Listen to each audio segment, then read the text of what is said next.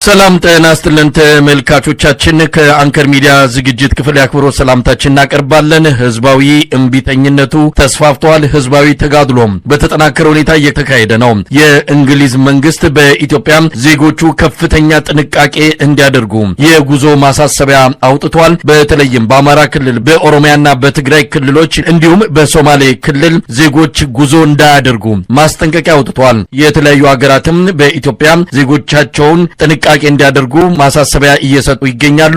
ህዝባዊ አመጽ ተፈርቷል። በኢትዮጵያ በየቦታው የሚታየው የህዝብ ተቃውሞ ወደ አጠቃላይ ሀገራዊ የህዝብ ንቅናቄ እንደሚሸጋገር ምልክቶች እየታዩ ነው። በአርባ ምንጭ፣ በዲላ፣ በጋምቤላ፣ በሲዳማ ህዝባዊ እምቢተኝነትን በማንሳት ህዝቡ አደባባይ ወጥቶ ተቃውሞውን እየገለጸ ይገኛል። በዛሬው ዝግጅታችን በአማራ ክልል ያለውንም ወቅታዊ የተጋድሎ እንቅስቃሴ እንመለከታለን። የጦሩ አመራሮች ተይዘዋል፣ ተገድለዋል። በተለያዩ አካባቢዎች ከፍተኛ ቁጥር ያለው የአብይ አህመድ ሰራዊት እንደዚሁ እጅ እየሰጠ እንዳለም በሚደርሱን መረጃዎች ማረጋገጥ ተችሏል። ከህዝባዊ እምቢተኝነቱ እንጀምራለን። የእንግሊዝ መንግስት የጉዞ ማስጠንቀቂያ አውጥቷል። በኢትዮጵያ በበርካታ አካባቢዎች ሰላም የለም ብሏል። የእንግሊዝ መንግስት ማሳሰቢያ። ወደ ዘውትር ተሳታፊያችን እንመጣለን። አዳዲስ ከተሞች እየተጨመሩ ነው። ዛሬ አርባ ምንጭ ላይ የ12 ዓመት ልጅ ተገድላ በመገኘቷ ፍትህ እንፈልጋለን ያሉ የአርባ ምንጭ ነዋሪዎች አደባባይ ወጥተዋል። የፍትህ መጓደል ተደጋጋሚ በሆነ መልኩ በአካባቢው የተከሰተ በመሆኑ ህዝቡ በምሬት የተጠራቀመ ብሶቱን ነው ዛሬ ያወጣው። በጋምቤላም እንደዚሁ፣ በዲላም ደሞዝ ከአለመከፈልና ጭማሪው ከመቅረቱ ጋር ተያይዞ ህዝቡ አደባባይ መውጣቱን የሚያሳዩ መረጃዎች እየወጡ ነው ያሉት። በርካታ አካባቢዎች እየተቀላቀሉ ነው። ህዝባዊ እምቢተኝነት በኢትዮጵያ ተጀምሯል። እውነት ነው መሳይ። እንግዲህ በሀገሪቱ ውስጥ ለውስጥ በጣም በከፍተኛ ደረጃ በደሉን ሲያብላላው ተሸክሞ ቆይቷል። የኢትዮጵያ ህዝብ አሁን ፈንድቶ ወጥቷልኝ። በተለይ ከአዲስ አበባ በደቡብና በስተምዕራብ አካባቢ ያለው ኦሮሚያን ጨምሮ ጋምቤላ፣ ቤንሻንጉል ጉሙዝ፣ ደቡብ ምዕራብ ኢትዮጵያ፣ ማዕከላዊ ኢትዮጵያ የሚባሉ እነዚህ 5 ክልሎች ላይ ህዝቡ ወደ አደባባይ ወጥቶ መንግስትም እየተቃወመ ነው የሚገኘው። ከዚህ ከ2 ቀንና ከ3 ቀናት በፊት በደቡብ ክልል በሐዋሳ ከተማ በጣም በቅርብ ርቀት ገኘው ቦና የምትባለው ወረዳ ላይ በጣም መንግስት መቆጣጠር አጥቶት ትናንትናም ዛሬም እንደዚሁ ማህበረሰቡ ወጦ ከፍተኛ ተቃውሞ እያሰማ ነው። አሁን ደግሞ ትናንትናና ዛሬ በአርባ ምንጭ የታጠቁ ኃይሎች ከፍተኛ የሆነ አመጹን ለማብረድ ከፍተኛ ጥረት ቢያደርጉም ከቁጥጥር ውጭ ነው፣ ከአቅማቸው በላይ ሆኖ ከተማው ህብረተሰብ ወደ ጎዳና ወጦ ተቃውሞውን በማሰማት ላይ ነው የሚገኘው። ይሄ ነገር በጋምቤላም እንዲሁ ከመንግስት ሊቆጣጠረው ወደማይችል ደረጃ ደርሶ ህብረተሰቡ ከታጠቁ ኃይሎች ጋር ፊት ለፊት እየተጋፈጠ ነው የሚገኘው። እንግዲህ በመምህራን የተጀመረው፣ በመንግስት ሰራተኛው የተጀመረው፣ በሐረር አካባቢ ደግሞ እንዲሁ በምዕራብ ሐረርጌ ደግሞ በፖሊስ ሰራዊት አባላት ደሞዝ አልተጨመረንም፣ እኛ ተነጥለን ቀርተናል፣ ደሞዛችንም እየተከፈለን አይደለም በማለት ወጥተዋል። አሁን አጠቃላይ የመንግስት ሰራተኛው ብቻ ሳይሆን ለስርዓቱ አገልጋይ የሆነ መሳሪያ አንግቦ ስርዓቱን ለማስቀጠል ጥረት ሲያደርግ የነበረው ኃይል በሙሉ በመንግስት ላይ ተቃውሞ እያስነሳ ነው የሚገኘው። እውነት ለመናገር ይሄ ነገር ከአጠቃላይ ህዝባዊ በመሆኑ ከእንግዲህ በኋላ መንግስት በፍጹም ሊቆጣጠረውና አዳፍኖ ሊያስቀረው የማይችል ደረጃ ላይ ደርሷል። የታጠቀ ኃይልን የማይፈራ መሳሪያ ያነገበን ኃይል የማይፈራው ትውልድ አሁን ተፈጥሯል። አሁን ዛሬ በአርባ ምንጭ ያየነው መሳሪያዎች፣ ጥይት ይተኮሳል። ነገር ግን ድንጋይና ዱላ ይዞ አመጽ ለማስነሳት እና ወደ ታጠቁ ኃይሎች ጋር ግጭት ለመፍጠር ፊት ለፊት እየተጋፈጠ ነው የሚገኘው። በጋምቤላ የተመለከትነው ተመሳሳይ ነገር ነው።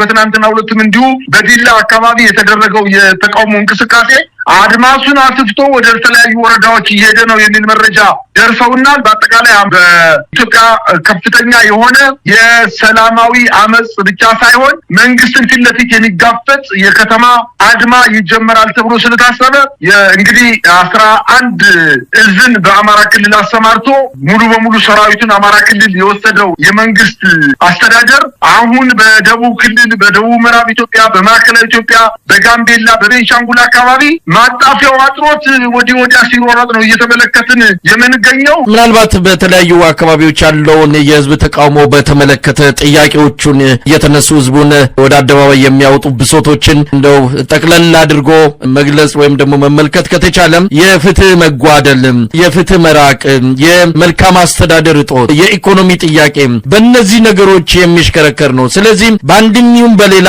በመላው ኢትዮጵያ ህዝቡ አመጽ ውስጥ ከወጣ ብሶቱን ወደ አደባባይ በአደባባይ ለመግለጽ ህዝባዊ እምቢተኝነትን የሚጀምር ከሆነ ተመሳሳይ ናቸው አጀንዳዎች። የብሔር አጥርን የዘለለ የሃይማኖት አጥርን የዘለለ ላለፉት 30ና 40 ዓመታት ህወሓት ስልጣን ላይ ከወጣ ጀምሮ አብይም አጠናክሮ ባስቀጠለው የብሔር ፖለቲካ ምክንያት ኢትዮጵያውያን አንድ የሚያደርጋቸው አጀንዳ የለም እየተባለ ነበር። አሁን የምንሰማቸው የህዝብ ድምጾች ተመሳሳይ ናቸው። በሲዳማ ደሞዝ ይከፈለን፣ በሃዲያ ደሞዝ ይከፈለን፣ በጋምቤላ በቤኒሻንጉል ተመሳሳይ ጥያቄዎች ናቸው። አርባ ምንጭ የተነሳውም ሆነ በሃዲያ ከመልካም አስተዳደር እጦት ከፍትህ መጓደል ጋር የመጡትም ጥያቄዎች ተመሳሳይ ናቸው። ስለዚህ በአንድም ይሁን በሌላ በመላው ኢትዮጵያ መሰል ጥያቄዎች እየተነሱ ህዝብ ወደ አደባባይ የሚወጡ ከሆነ የሚቆጣጠረው ሊሆን አይችልም። ምናልባት ምን አይነት ነገር ልናይ እንችላለን? እየተስፋፋ ነው። እንደ ወረርሽኝ በየከተማው ህዝቡ ስሜቱን ብሶቱን ለመግለጽ እየወጣ ነው። ከዚህ አንጻር ነገ ከነገ ወዲያ በርካታ ከተሞች ይቀላቀላሉ ተብሎ ነው የሚጠበቀው። መሳይ አሁን የኢኮኖሚ የመልካም አስተዳደር የህግ የበላይነት ጥያቄ አይደለም ህብረተሰቡ በጣም እያሳሰበው የመጣ የመኖር ያለመኖር ጥያቄ ላይ ደረሰው እኮ በቃ እነዚህን ጥያቄዎችን አሁን የጠቀስኩልን 3 ጥያቄዎች መንግስት ሙሉ በሙሉ እኮ ደፍጥጧቸዋል። ኢትዮጵያ ውስጥ የኢኮኖሚ እድገት የለም፣ በጣም አድሏዊነት የበዛበት ነው። በፍትህ ስርዓቱን ብንሄድ ፍርደ ገምድል በወንበር ላይ ተቀምጠው ፍርደ ገምድል የሆነ ውሳኔ የሚወስኑ ዳኞች ሙሉ በሙሉ ነው ማለት በሚያስችል ደረጃ ደርሷል። ሌላውም የመማር ሕክምና የማግኘት የማህበራዊ ፍትህን የማግኘት መብት አልፎታል እኮ አሁን 2 ዓመት 3 ዓመት 4 ዓመት ሆኖታል እኮ። አሁን የመኖርና ያለመኖር ጥያቄ ነው እያነሳ ያለው። እንግዲህ በደቡብ ክልል መሳይ በደቡብ ምዕራብና በማዕከላዊ ክልል 5 እና 6 ወራት በደሞዝ ያልተከፈላቸው የመንግስት ሰራተኞች አሉ። እነዚህ የመንግስት ሰራተኞች ትዳራቸውን ፈተው ከሚያስተምሩበት ትምህርት ቤት ትተው ከወላጆቻቸው ጋር ሄደዋል። ሚስት በአንድ በኩል ባል በአንድ በኩል ልጅ በአንድ በኩል ሆኖ ትዳር የበተነ ስርዓት እንደሆነ ይታወቃል። ደሞዝ አልከፈለም። ወልቂጤ የሚባለው ወይንም ስልጤ የሚባለው ዞን መሳይ አሁን ትናንትና የደረሰኝ መረጃ የሚያመላክተው በስልጤ ዞን የሚባለው በሁሉም ወረዳዎች ላይ የፍየል አንድ ግለሰብ ፍየልና ዶሮ ሲሸጥ ግብር ከፋዮቹ እዛ ገበያ ላይ ተገኝተው ዶሮ 400 ብር 500 ብር ሽጣልና ይሄን ያክል ግብር ክፈል በማለት እያሰቃዩት ነው የሚገኙት። ትምህርት ቤቶች ተዘግተዋል። መምህራኖቹ እንደውም ያልተዘገበለት በስልጤ ዞን በበርካታ ወረዳዎች መሳይ በበርካታ ወረዳዎች ስልጤ ዞን መምህራን የሥራ ማቆም አድማ አድርገዋል። የክልሉ አስተዳደር የዞኑ አስተዳደር የታጠቁ ኃይሎች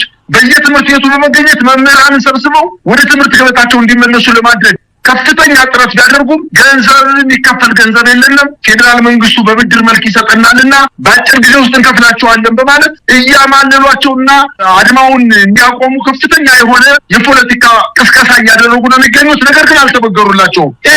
አሁን የመኖር ያለመኖር ጥያቄ ነው። በህይወት የመኖር ጥያቄያቸው የኢትዮጵያ ህዝብ አደጋ ውስጥ ወድቋል። በልቶ የማደር በሰላም ቤት ውስጥ ርቦት የመቀመጥ መብታቸውን ሁሉ መንግስት ነፍጎታልና ይሄ ነገር በጣም ተስፋፍቶ የቀጠለና አሁን የኢትዮጵያ ህዝብ ብቻ ሳይሆን መሳይ ዓለም አቀፍ ሚዲያዎች እየዘገቡት ያለው ሁኔታ ነው። የኢትዮጵያ ጉዳይ በኢትዮጵያ ላይ ብቻ አይደለም ተቋርጦ የሚቀረው። ምናልባትም በቀንዱና በምስራቅ አፍሪካ ሀገራት ላይ የኢትዮጵያ ችግር ተስፋፍቶ ቀጠናውን ወደ ትርምስ ሊያመጣ የሚችል ስርዓት እንደሆነ በርካታ መጋዘኖች፣ በርካታ መንግስታት፣ በርካታ ድርጅቶች እየጠቀሱ ነው የሚገኙት። ምናልባት ከሰሞኑ የወጣው ዘ ኢኮኖሚስት መጽሔት በጣም ተነባቢ የሆነ ጋዜጣ ነው። አሁን በኢትዮጵያ ላይ ያወጣው አጠቃላይ የትርምስና አጠቃላይ የረብሻ መንግስት እንደሆነ በሚዲያ ላይ አስነብቧልኝ። ምናልባትም ከተባበሩት አረብ ኤሚሬት ጋር በመሆን በሱዳን አካባቢ የሱዳን ህዝብን ከፍተኛ ጭፍጨፋ እንዲካሄድ ያደረገ መንግስት ነው በማለት በይፋ የአሜሪካ መንግስትም የውጭ ጉዳይ ሚኒስትሩ ወይም ስቴት ዲፓርትመንት ኃላፊው አሁን ሰሞኑን መግለጫ የሰጠበት ሁኔታ ነው ያለው። በአጠቃላይ የኢትዮጵያ መከራና ችግር ከኢትዮጵያ ዘሎ ሌሎችን የጎረቤት ሀገሮች ሁሉ ሊረብሽና ሊያተራምስ እንደሚችል በርካታ መንግስታት እየተናገሩ ነው የሚገኙት። አንተ እንዳልከው የእንግሊዝ መንግስት ወደ ኢትዮጵያ መሄድ እጅግ በጣም አደገኛ ነው ብሎ ለዜጎቹ ማሳሰቢያ የሰጠበት ደረጃ ላይ ደርሷል። ኢትዮጵያ አሁን የመከራ የሀፍረት የስደት የቸነፈር የረሃብ የሞት ቀጠና ሆናለች ማለት ይቻላል። ይሄን ህብረተሰቡ በደንብ አድርጎ ገብቶታል። አሁን በተለያዩ አካባቢዎች በተለይ በደቡብ ምዕራብ ኢትዮጵያ፣ በሲዳማ ክልል፣ በማዕከላዊ ኢትዮጵያ፣ በቤኒሻንጉል፣ በኦሮሚያ በበርካታ ከተሞች ላይ ከፍተኛ የሆነ አመጽ እየተደረገ ነው። መንግስት ደግሞ ውጪ ነፍስ ግቢ ነፍስ እነዚህን አስተማሪዎች እነዚህን የመንግስት ሰራተኞች ወደ ስራ ገበታቸው እንዲገቡ ለማድረግ የማስፈራራት፣ የማሰር፣ የመነጣጠል፣ የማታለል ተግባር እየፈጸመ እንደሚገኝና ይሄ ግን እንዳልተሳካለት እና ለወደፊቱ ተስፋፍቶ እንደሚቀጥል ነው ብዙዎች ግምታቸውን እየተናገሩ የሚገኙት መሳይ። እንግዲህ እስካሁን ያሉትን ህዝባዊ እምቢተኝነቶች የተካሄደባቸውና እየተካሄዱባቸው ያሉትን አካባቢዎች በዝርዝር ብንመለከት መላ ኢትዮጵያን የሚወክል ነው ማለት ይቻላል። በደቡብ ኢትዮጵያ በሲዳማ፣ በሃዲያ፣ በአርባ ምንጭ ጋሞ ጎፋ፣ እንደዚሁም በስልጤ፣ በጋምቤላ እነዚህ በአብዛኛው ከጫፍ የደቡብ ኢትዮጵያን አካባቢዎች የሚሸፍኑ ነው። በምዕራብ በቤንሻንጉል፣ በምስራቅም እንደዚሁ በተለያዩ የሐረርጌ አካባቢዎች እንደዚሁ ህዝባዊ ቁጣዎች በተለያየ መልኩ እየተገለጹ ይገኛሉ። ወደ ሰሜን ቢካሄድ እንደዚሁ የአማራ ክልል ረጅም ጊዜ ነው ጦርነት ውስጥ ከገባ፣ ትግራይም ጦርነት ውስጥ ሰንብቶ የቆየ አሁንም በዛ ዳርዳር እያለ ያለበት አካባቢ ነው። የህወሓት ታጋዮችም እንደዚሁ ተቃውሞ እያስነሱ በየጊዜው ሰልፍ የሚካሄድበት ነው። አዲግራት፣ መቀሌ እነዚህ አካባቢዎች በየጊዜው የተቃውሞ ሰልፎች የሚካሄድባቸው አካባቢዎች ናቸው። ወደ ደቡብ አካባቢ ወደ ደቡብ ራያማ አካባቢ እንደዚሁ በየጊዜው ህዝቡ አደባባይ የወጣ ተቃውሞ የሚገልጽበት ነው። በየአቅጣጫው የሚታየው እንቅስቃሴ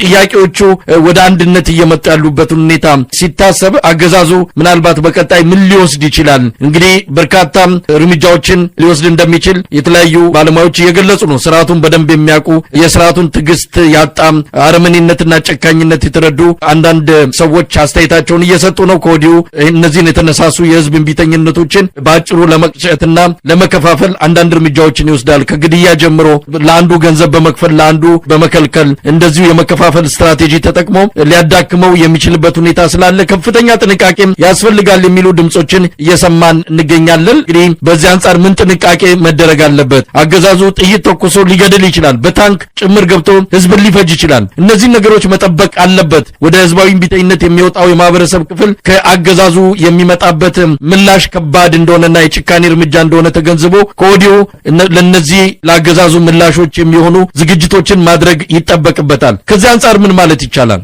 መሳይ አማራ ክልል ታስታውስ ከሆነ የዛሬ 3 ዓመት ፍጹም ሰላማዊ በሆነ መልኩ የክልሉንም የፌዴራል መንግስቱን ጥያቄ ያቀርቦ ነበር። ሰላማዊ በሆነ ገበሬዎች ጅራፋቸውን ይዘው በሰላም እንኖርበት፣ ነግደን እንብላበት፣ መንገዶች ላይ የመከላከያ ሰራዊት አባላት አይግደልን፣ ወደ አዲስ አበባ በሰላም ወጠን እንግባበት፣ መንግስት በሰራው ከዚህ በፊት የነበረው መንግስት በሰራው ሆስፒታሎች አዲስ አበባ መጠን ጥቁር አንበሳ፣ ጳውሎስ ሪፈር ተብለን ሕክምና ወስደን እንመለስ፣ አትመልሱን፣ በአማራነታችን አታሰቃዩን፣ ማዳበሪያ በአግባቡ ከፍለን እንውሰድ፣ ያመረትነውን ምርት ወደ አዲስ አበባ ጭነን እናስገባ የሚል ጥያቄ ስላቀረበ የክልሉ መስተዳደር ብቻ ሳይሆን የፌዴራል መንግስቱም የጅራፍ ፖለቲካ ብሎ በገበሬዎች ላይ ነው የቀለደባቸው። ምንድነው የሆነው? ገበሬው ግልብጥ ብሎ ወጣ።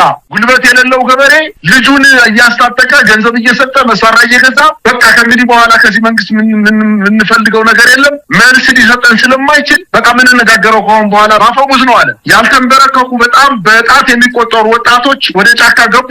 ዛሬ ሚሊዮን ሆነዋል እኮ የፋኖ ኃይሎች በአጠቃላይ በአማራ ክልል በአራቱም ግዛቶች በሚሊዮን የሚቆጠር የፋኖ ኃይል ተደራጅቶ አፍንጫውን እየሰበረ ክላሹን ብቻ ሳይሆን መትረየሱንና ስናይፐሩን ዲሻውና ሞርቶሩን እየተቀበለ አሁን ለመንግስት እጅግ በጣም ተገዳዳሪ ብቻ ሳይሆን ብቻውን መንግስት ለመጣል የሚያስችል ቁመና ላይ ደርሷል። አሁንም መንግስት የማይማር ስለሆነ በዚህ ክልል ላይ አሁን በደቡብ ምዕራብ ኢትዮጵያ፣ በማዕከላዊ ኢትዮጵያ፣ በቤንሻንጉል፣ በጋምቤላ፣ በኦሮሚያ ክልል አሁን ይህንን መንገድ ከተከተለ የሚገጥመው ፋንታ ተመሳሳይ ነው። ወጣቱ ግልብጥ ብሎ ጫካ ይወጣል። ጫካ አማራ ክልል ብቻ አይደለም፣ ተራራ አማራ ክልል ብቻ አይደለም። የመዋጊያ